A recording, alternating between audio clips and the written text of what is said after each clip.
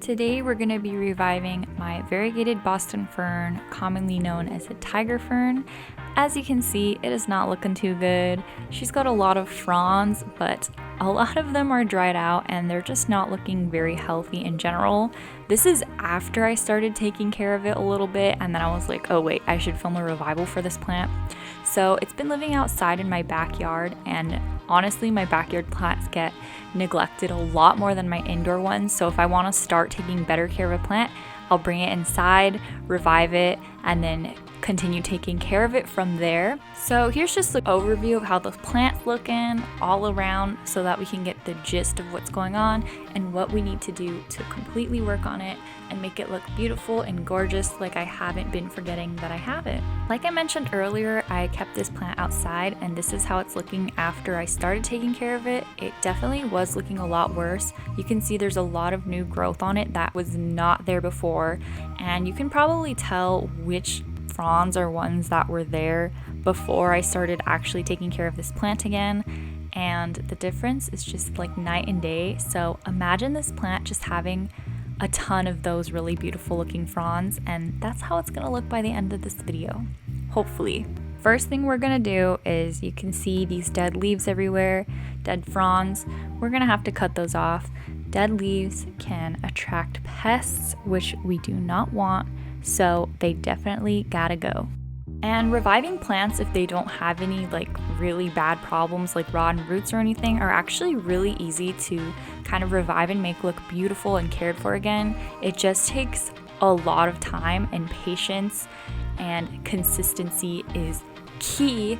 So the easiest part is cutting off all the dead leaves, and then the hardest part is waiting. And I'm already thinking about, when it's fully revived, what pot I'm gonna put it in, because I want to put it in a beautiful pot and make it look like its own work of art. Here's all the leaves that we cut off.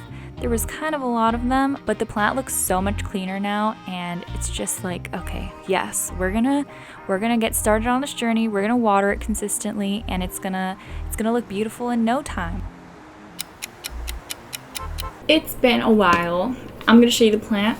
I stole this table from my living room, and now we're gonna be able to repot the plant. So here it is. You can probably see it is much larger than it was before. This is where it's been living, just so you know. It has these grow lights above it. You can definitely tell the difference between old leaves and new leaves. So they're looking so good. I'm so proud of this little plant. We're gonna bring it down with us so that we can work on it. Here it is. It's so big. It's taking up the whole table. It's actually not that big, but you can definitely tell, again, which way the light was facing. And I think I read a comment that said this plant is a Tiger Fern or something like that. So it could be a Tiger Fern, but the label says it's a Variegated Boston Fern. It has the scientific name and everything, but it could definitely be a Tiger Fern. I'm not sure. So there's kind of roots coming out from under here, but the main thing, I have to water this plant super often. I think I've been watering it like every 3 or 4 days, which is a lot.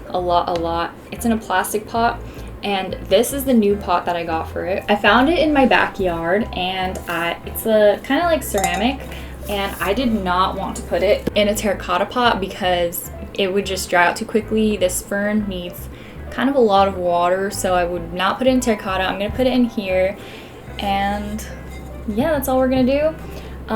For this like root thing, I'm not going to get rid of the old soil. I'm just gonna pot it up into a bigger pot. I don't really want to deal with the roots of it.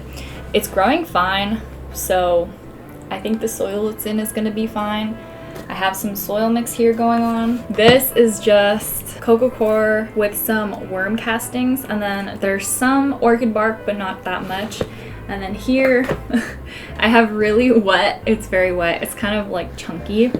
I was gonna use it for a different fern, but I think I'm gonna use it for this one. Really wet peat moss and a bunch of perlite in here, and I think some vermiculite as well. So I'm gonna mix these two together. I don't know how well they're gonna mix since this one is incredibly wet and chunky, but I'll try my best. And then we're gonna pot it up into this pot, and I think that's gonna be it for the revival because as you can see it's growing fine. And then we can just go over the care and everything, and that's gonna be wrapping it up. We're gonna wrap it up like that. Okay, so here we go. Okay, here's how the mix looks. It mixed pretty easily. I don't know why I thought that was gonna be a problem, but we're gonna pot it up now. You can see this pot has 2 drainage holes, which I think is really nice instead of having just one because it can drain even better, so that's a bonus. But let's look at the roots of this plant. Before we look at the roots, let's cut off the rest of the dead leaves. I think I cut most of them off, but I think some of them died after the last thing I was doing, you know, so I'm gonna try and cut off from the base as much as possible. There's definitely not as much old foliage, and I don't know if I want to cut off like these leaves. This is one of the older leaves that doesn't look too good, but I think I'm gonna leave it on just for, you know, giving the plant some chlorophyll to work with, some sun ray catchers to work with. And now we can look at the root system. Honestly, I don't really know what fern root systems are supposed to look like, but this is what it's looking like. So yeah, there it is. I think it's healthy since the plant is healthy and growing, so I guess that's all I have to say about that. I have this old mesh that I was using for something else, but I'll just put it on top of the drainage holes. And I am just gonna like smack it around a little bit just to loosen it up. And let's see.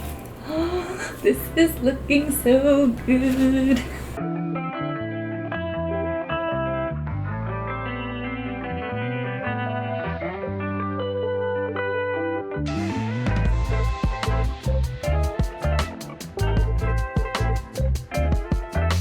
Okay, here it is, fully repotted and refurnished, and it really looks so amazing. Like, especially compared to how it used to look. Oh my gosh, that was kind of really awful. So I'll give you guys a close-up. Like I keep talking about, there are some ugly leaves from when I first started reviving it, but there are new leaves growing in and they look beautiful. Some of them are still unfurling, so they're going to be even longer than they already are. It has the beautiful variegation on it still, which I'm very happy about because some of the leaves were kind of only lime green. The only problem now is that it's not going to fit back on my shelf, so I'm going to have to find a new home for it. I'm thinking that I might just keep it behind me, but I'll have to work it out to see. I think that's all I have to say about it. I hope you guys liked watching this revival. This is one of the really rewarding ones because I actually waited long enough for the plant to kind of grow into itself. So I think it looks really good, and I hope you guys think it looks really good as well.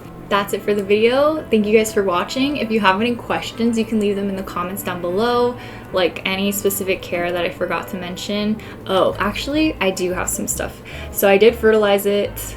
I used this fertilizer actually for every time that I watered after the first few weeks of taking care of it. So I didn't fertilize it at first, and then I started fertilizing it, so the fertilizer probably helped a lot as well. Not leaving it unwatered for a long time was important to prevent the fronds from drying out as they unraveled. So I can show you some here that, like, when I missed a watering, the fronds ended up drying out before they fully unraveled, so you don't want to really miss any waterings. But yeah, that is it. Any other questions other than those two? Because I don't know if I've covered everything. But thank you guys so much for watching, and I will see you in the next video. Bye!